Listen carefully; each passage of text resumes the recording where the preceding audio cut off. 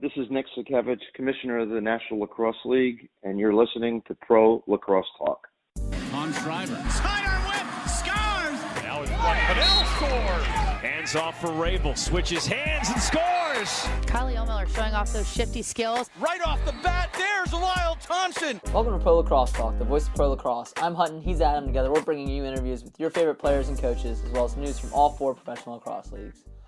All right, welcome to another episode of Pro Lacrosse Talk. I'm Hutton Jackson. I'm usually joined by my co-host Adam Moore. Adam Moore is currently sick right now, but we do have a guest on our show today. It's Adam Levi. So another Adam is joining us. He is an NLL highlight editor as well as a writer for NLL.com. So you've probably seen a lot of his stuff through the NLL social channels, as well as Lacrosse Flash. So if you guys are big fans of Lacrosse Flash, you've probably seen his stuff on all of those channels. But Adam, welcome to the show. Thanks for having me, Hutton. Really appreciate you wanting to have me on and talk some lacrosse. Yeah, no, I think in particular we wanted to talk about this Vegas game. We'll get to that a little bit later. Before we do, let's recap all the scores with our fast break. In one of the first games of the weekend, we had the Georgia Swarm defeating the Philadelphia Wings 12-11. Also on Friday, the Rochester Nighthawks fell to the Buffalo Bandits 16-15 in overtime. And the Halifax Thunderbirds received their first loss of the season, with the Toronto Rock defeating them 12-9. On Saturday, we had 2 games. The Vancouver Warriors traveled east and upset the New England Black Wolves 10-6. And in our Lax Vegas game, or the Sin City Showdown, as Teddy Jenner likes to call it, the San Diego Seals defeated the Colorado Mammoth 17-10. So that's your fast break from this weekend. Now let's hit our quick stick and recap some news from around the leagues. We'll start in the PLL. They announced their Week 5 tour stop. They will be headed to the Ford Center at the Star in Dallas, Texas. Their first time in Texas. The Ford Center has hosted a few MLL championships in the past and most recently housed the Dallas Rattlers. And in some MLL news, it's expected that the Dallas Rattlers will move, and they might be the team headed to Fairfield, Connecticut, because our Pro Lacrosse Talk contributor Dan Arestia has talked to a few sources, and they say that Fairfield University will be home to one of the MLL teams. So we're not sure which team will be moving there. We've heard that the Atlanta Blaze may be moving to Philadelphia. It sounds like the Dallas Rattlers or the Denver Outlaws could be moving to Fairfield, Connecticut. That is all speculation at this point. But Fairfield University is expected to be home to one of the MLL franchises. And in some more MLL news, Boston Cannons head coach Sean Quirk has announced he will return as head coach of the Boston Cannons. So he is staying in the MLL, and that is obviously a great sign for Cannons fans and for the MLL as a whole. And then in the NLL, we had some milestones. Lyle Thompson reached the 400 career points mark. Jordan Hall reached the 500 career assist point. And Jordan McIntosh reached the 200 career assist point in that game on Friday. Despite the loss, Joe Nardella went 15 for 17 and got his first goal for the Black Wolves. And in the biggest milestones from the weekend, Ryan Benesh moved up the all-time leading goal scorer list with 445. He is now 8th overall. And finally, Sean Evans recorded 4 assists, which puts his career total at 779, passing John Grant Jr. for 5th all-time in assists in the NLL. So that's your quick stick. Now, Adam, without further ado, let's dive into these NLL games from Week 10. Let's, first start off with the Thunderbirds go down. They are taken down by the Rock. Toronto went into this game missing 5 guys, including Tom Schreiber, and facing their toughest challenge yet in the undefeated Thunderbirds. And the first 6 minutes of this game were pretty sloppy. It wasn't until the 9:02 mark that the Thunderbirds struck first on a feed from Ryan Benesh to diving Kyle Jackson on the power play. But then the Rock would respond. Dan Dawson had a diving goal of his own. And they just kind of outbattled the Thunderbirds in this one. They kind of took it to them. They were, tenacious on the loose balls. Halifax would tie it up early in the second quarter, and they'd take a 4-3 lead. But after that, it was, pretty much the Rock in command. They would take a 7-4 lead heading into the half, thanks to Challen Rogers' overhand rip at the buzzer. And the Thunderbirds had been in this situation before, trailing at half. So they're not ones to not make halftime adjustments, but the Rock just kept taking it to them. They would take a 10-5 mid-quarter lead, and then with 40 seconds left in the third, Rob Hellier had a nasty outside rip off hip to give the Rock an 11-5 lead heading into the fourth, and they never really looked back from that. They would win 12-9. But, we finally see the Thunderbirds lose one here. What were your takeaways, I guess, from this one, Adam? Well, I think one of the keys, and we've kind of seen this from the Rock throughout the season, is that without Schreiber and Jones, like you mentioned, they've needed other guys to step up, and they really had that with Domini and also with Zach Mans, who Mans has been a great contributor for the team all season. So that next up mentality has really proved to be a key asset of the Rock. And, of course, Nick Rose, who was phenomenal in net, 42 saves, faced 51 shots. You can't ask a lot more from him. And to go against Warren Hill, who only had 37 saves, Hill has been, to many people, has been the MVP, not only the goalie of the year, but the MVP of the league. So to match him one-on-one, Nick Rose's resume is fantastic. So I guess you can expect great play from him. But they needed every bit of what Rose did and what those young guys were doing in order for them to match the then undefeated Halifax Thunderbirds. Yeah, no, definitely. I think, you hit the nail on the head with Nick Rose, and, I have to give credit, to Dan Dawson, who looks, ageless out there. He recorded a hat trick. And, it was actually a typical game that we saw from the Thunderbirds. They kind of got down going into the half. They kind of responded a little bit. It's not like they didn't fight back, but the lead that the Rock gained in the third quarter was just kind of too much for them. Credit to the Rock for really making do of those big possessions at the end of each quarter. They had a big, one we mentioned at the buzzer going into the half, and then, with 40 seconds left in the third, that kind of, gave them the momentum heading into the fourth quarter, and they were able to hang on. So a big win for the Rock. We got to give them some credit. We haven't talked about them recently a lot, so kudos to them for getting the big win and, knocking down the Thunderbirds. This was really a game of runs, too, kind of like you mentioned. It was back and forth. Toronto started out. Halifax answered, then it went back and forth, and then the run for Toronto in that third was just too much for Halifax to match at the end, although, as you mentioned, I think that the character that is now instilled in this Halifax Thunderbirds team really came out in that fourth quarter, and it felt like they were going to have a chance to tie it up. So, good for them to make that surge, and I know they would have liked to have a few more goals and sneak out that extra win, but showing that fight in the fourth quarter was, I think, a really good character builder.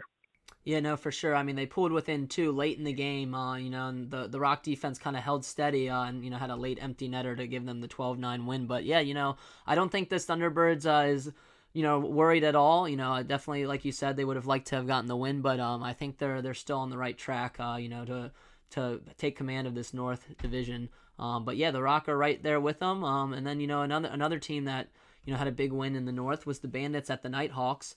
Again, this rivalry is still alive and well despite the Nighthawks being, an expansion franchise. And, the Bandits get another win, second straight win off an overtime goal from Corey Small. Adam, the Bandits just keep squeaking out these huge wins. Who kind of stood out to you in this one? Well, I think that one player who stood out to me, not just in this game, and he was magnificent in his past game, but throughout this season has been Chris Cloutier. His 4 goals and 4 assists and a +10 in the plus-minus stat in this one in only 18 minutes. He just keeps piling it on, and he had key goals. He had the game-tying goal at 15-15 with the extra attacker, had another goal earlier, had 2 other goals, in the fourth quarter. So he really delivered in the clutch, and, he's really stepped up and proving that trade that they had with the Wings, has really paid off for them. Obviously, we don't know how it's going to work for the Wings yet. They've got Ryan Wagner there right now, but they have a first-round draft pick coming up next season, so it'll be interesting, or 2 seasons from now, the 2021 draft. So it'll be interesting to see what they do with that. So he's been great. The addition of Garrett Billings is huge. What he did with San Diego last season, he had a +11 in this game with the Nighthawks. You had mentioned the physicality of the Nighthawks, and we've seen that in the past few games. We saw it with that huge brawl, essentially. I guess you could call it a brawl at the end of the Philadelphia Wings game, where things got a little out of hand, and then obviously some physical play in this one against the Bandits. And I think that, obviously the staff and the players are going to say it's a building process. We're an expansion team, but losing is frustrating, and obviously I think that that's starting to come out in their physical play. Yeah, no, and it's a shame because the Nighthawks really put together a big game. I just don't think they get enough. They don't have enough depth. I mean, you had Holden Katoni with 10 points. He had a hat trick in this game. Sean Evans had 4 goals, 4 assists. So, they're getting production out of their big guys. But they ran into, a solid goaltender in Matt Vince. He had 50 saves, even though he allowed 15 shots. That was kind of the story for them. They had Fryer who got pulled midway through the game, and he made only 28 saves and let in 10, and then Wendy came in. So they've been doing that dual goal tandem, and I feel like they right now they don't really have a number one. They kind of have 2 number twos. So that's kind of been their Achilles heel, at least in late in games. But I think they're on the right track. They've been playing well. It's kind of tough to see them fall on the wrong side of the win column, but I think they'll start to string some together. They're just in a tough North Division. Yeah, their primary scorers, like you mentioned, they're really stepping up. The Holden Gatonis, the Sean Evans. They have a really young defense, but I think that they've endured pretty well so far. Goaltending has been the challenge. Both of those guys, if I have my stats right, I think they're both allowing over 13 goals allowed a game, and I think that that has to change. The target number for goals to score that will generally get you wins is 12. Obviously, it seems like a lot more this year with the way the games are becoming so low scoring, whether it's because of defense or great goaltending, which we've seen a lot of. But yeah, that's going to have to change. Wendy has had some really great performances. Building consistency within him, I think, will be key. But also Steve Fryer is a very capable goaltender. And I know, talking to Pat Coyle, as much as I used to when I was covering the Colorado Mammoth as their beat writer, that he said when Fryer left that he thought that Fryer has the potential to easily be a starting goaltender in this league. And we saw it when he filled in for Dylan Ward so many nights on a back-to-back, or when Dylan needed a rest. So he's capable. It's just who's going to start producing at a more consistent level, like we've seen from guys like Zach Higgins or Warren Hill in Halifax. No, for sure. Consistency is key. Let's go to another game that you were actually gotten to attend. The big ticket item of the weekend was the game in Las Vegas between the Seals and the Mammoth. Austin Staats makes his 2020 debut. He looked a little timid to start, but he kind of got a little bit more comfortable as the game went along. He finished with 2 assists and a goal. This was really a testament to how the Seals have kind of battled back this season. It's nice to see Casey Jackson getting involved after coming back. This was his second game back. And they responded. Mammoth got off to an early 3-1 lead in the first quarter, but then the Seals got 3 goals early in the second to take that 4-3 lead, and it was a little bit back and forth. And then the biggest play of the weekend was when captain of the San Diego Seals, Brodie Merrill, had a buzzer beater. He buried a full field empty netter. I would consider the best deep ball of the Super Bowl weekend. Sorry, Pat Mahomes and Jimmy G. But Adam, you were present at the game. What was it like witnessing that goal in person? Yeah, it was from the beginning of the game, the energy was fantastic. Obviously, being able to be in the players' tunnel and kind of see the players get energized before the game was really great. And I think that, the PLL's, RJ Kaminsky, who does great work with great video work, he was there at the game. So it's great to see a PLL presence, and he was doing some work covering the San Diego Seals and the experience. Obviously, some PLL players like Connor Fields on that roster. But the energy for the 4,800 that was the announced attendance was fairly boisterous. And that was great to see for the first game ever in Las Vegas. There were a lot of fans that traveled from Denver and other parts of Colorado, as well as San Diego and other parts of Southern California. So, to see that kind of contingent travel for their team, I think was great. But I brought my fiance to the game. It was her first ever NLL game, and she got a ticket last second. And she said that the line about 10 minutes before game time was around the concourse. So that idea that, fans can just trickle in if they don't want to gamble anymore, they want to check out a new show, which everyone wants to see a show in Vegas, that appealed to them in that moment. So that's really great to see. And, MGM has expressed interest in buying an NLL team, and if they go through and do that, the facilities at MGM are top-notch in Vegas. And I think that the experience in New Orleans was everything you could have hoped for. Even though it was about a 65% capacity in the arena, it felt like it was much more full than that, and it was just a really cool experience. You mentioned the Brodie Merrill goal. Yeah, it was kind of you didn't know what was happening, and it happened right at the end of the half, and to go in right as the buzzer sounded, it was surprising, but I think that it really energized the crowd even more for that second half. Yeah, no, for sure, and it kind of gave the Seals some momentum, and they would get out to a solid lead. They led 12-7 heading into the fourth, and they never really looked back. So a disappointing loss for the Mammoth, who I still think they're one of the top teams in this West Division, but they've kind of strung together some bad losses recently, and Dylan Ward got pulled with 9 minutes left in the fourth in this one. I don't think we really need to worry about him. I think he's still elite goaltender, but they haven't really been able to put together complete games recently, which is what they were kind of known for at the start of the season. So does anything kind of worry you from the Mammoth right now? Well, obviously, particularly now that Pat Coyle is the GM and head coach, it's a lot of responsibility for him. But no one in that Colorado organization is going to be happy with allowing 17 goals in a game, especially Pat Coyle, who is such a strong defensive mind like he is. I thought that was really surprising. We've expected that they're still growing on offense. They have a lot of young offensive pieces, kind of putting everything together, not just, on one night necessarily, but having more than one guy score a bunch of goals on different nights. It's great to see Eli McLaughlin go on a stretch or Kyle Killen, but you need everyone to be contributing on every night. Joey Capito, Chris Wardle have had their moments this season. But if everyone's not contributing on that offensive end, it just seems like they're being outmatched a little bit offensively, and I expect more of a strong defensive effort. I mean, even if you look at that Warriors game that they lost, they only allowed 7 goals. That's really impressive, but it just it hurts when the other guy on the other end is only allowing 5. Yeah, absolutely.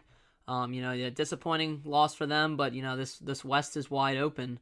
And there's some other notable results from around the league. The Swarm took on the Wings, and they got a critical win over the Wings. And Shane Jackson records another hat trick. That's his 7th straight game this season with a hat trick. It's unbelievable what he's been able to do. The consistency that he's brought to this Swarm team, and they keep pace in this East Division. They're sitting at 4-3, currently in third, but only half a game behind New England and Philadelphia in the standings. So they're right there. They get a big win on the road against Philly.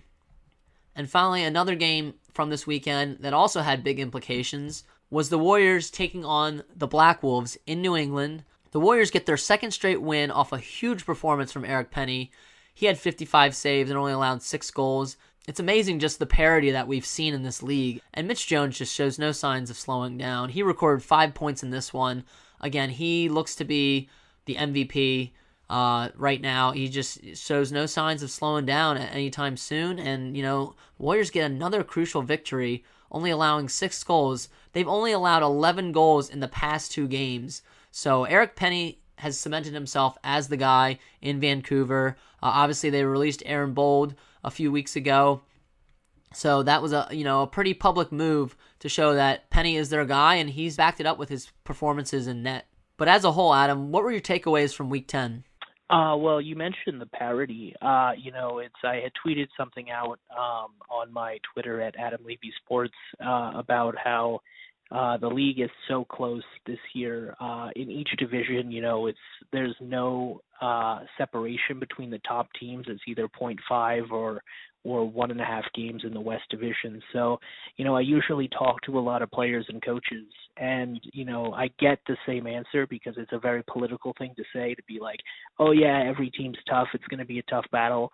But, when you really get down to it and you talk to the players, sometimes off the record, the way that the expansion draft has allowed expansion teams to build and, the way that the schedule is, I think that we are seeing a real sense of parity in this league, and that there is a lot of incredible talent that's spread throughout, and we're really seeing how competitive it can be.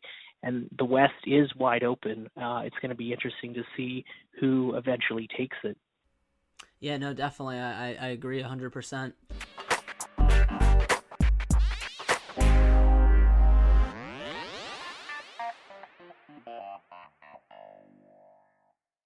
Hey everyone, thank you for listening to another episode of the Pro Lacrosse Talk podcast. We've been using Anchor for our podcast since the very start. Anchor gives you everything you need in one place, and better yet, it's free.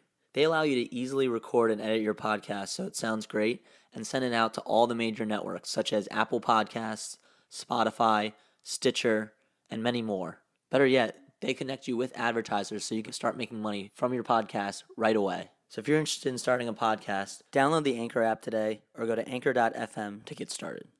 Today's show is being brought to you in part by Stitcher Premium. You can use Stitcher Premium to listen to shows ad-free such as Conan O'Brien Needs a Friend, My Favorite Murder, Wolverine the Lost Trail, or our favorite, The Fantasy Footballers.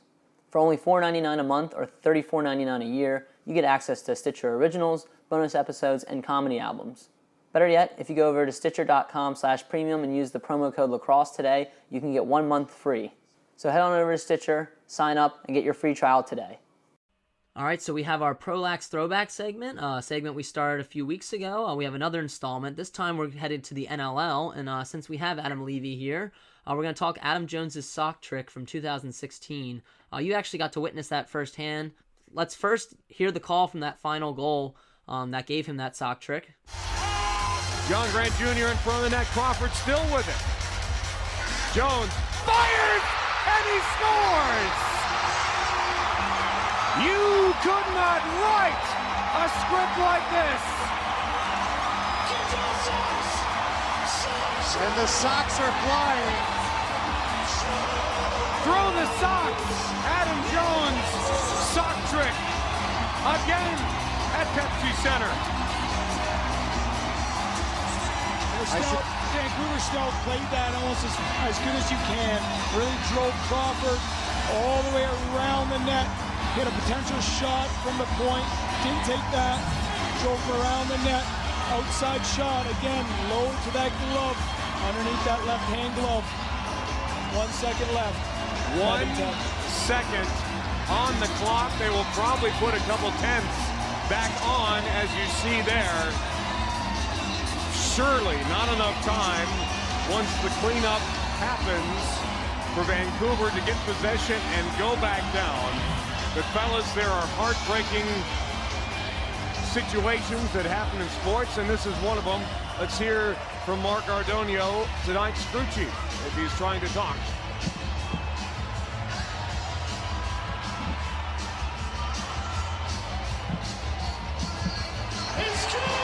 And the goal is good.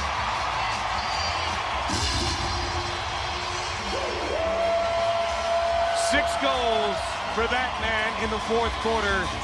The sixth was a game winner. So that's the goal that gave him 6. He had all those in the fourth quarter. Adam Levi, tell us what was going through your mind when you saw this happen and unfold. Yeah, it was incredible to see, when you're watching goal after goal go in, it's one of those things where you're like, is this really happening right now? And I know that when you had asked a bunch of contributors in the league for their moment of the decade, for me, with my history of lacrosse, I started to thoroughly follow the NLL about 4 or 5 years ago, and this was kind of an early introduction to me as to what a player can really do. And boy, was it a treat, and when I talked to Adam Jones about it, for him, it was all about he felt like something was special that night, but he was also, as he mentioned, he was kind of just throwing things at the net. It was just working out for him. And sometimes that's what you got to do. You've got guys who are shooting 12 to 16 shots a night, and sometimes they're falling, sometimes they aren't. And for him, it was just, there was just something in the magic of the Pepsi Center that just brought this team together and made something really special.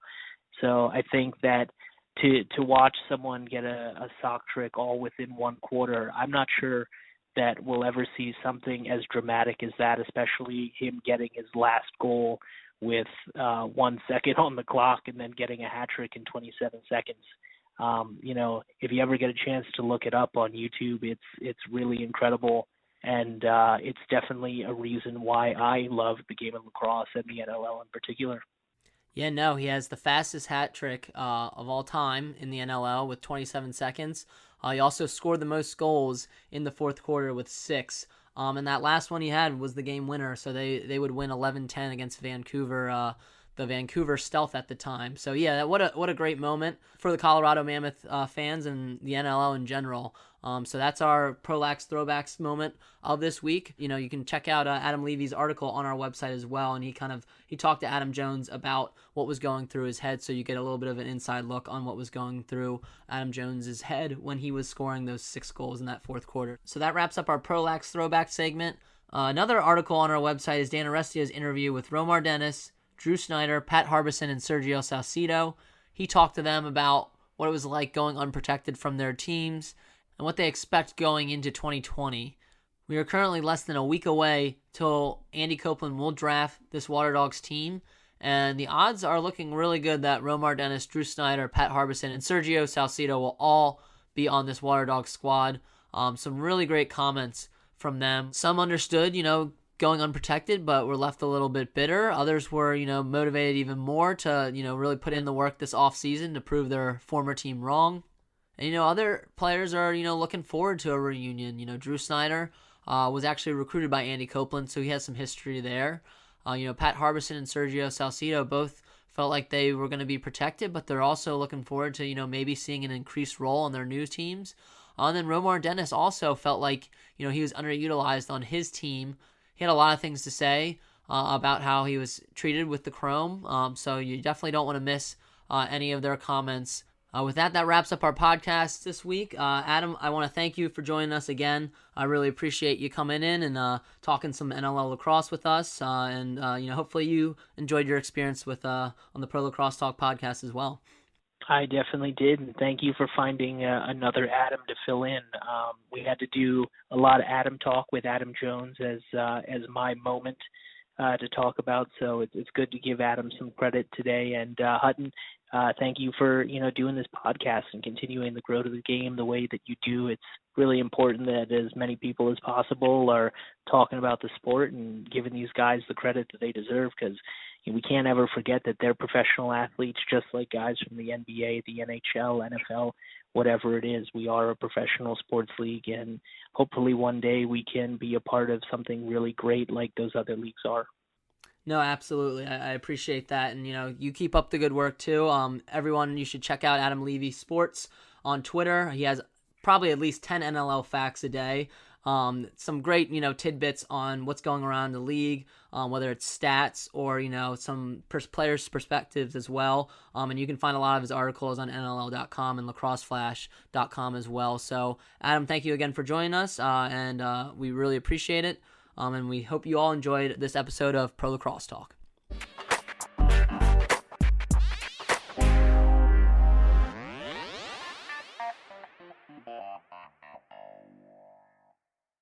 Today's show is being brought to you in part by Stitcher Premium. You can use Stitcher Premium to listen to shows ad-free such as Conan O'Brien Needs a Friend, My Favorite Murder, Wolverine the Lost Trail, or our favorite, The Fantasy Footballers. For only $4.99 a month or $34.99 a year, you get access to Stitcher Originals, bonus episodes, and comedy albums. Better yet, if you go over to Stitcher.com/premium and use the promo code LACROSSE today, you can get 1 month free. So head on over to Stitcher, sign up, and get your free trial today.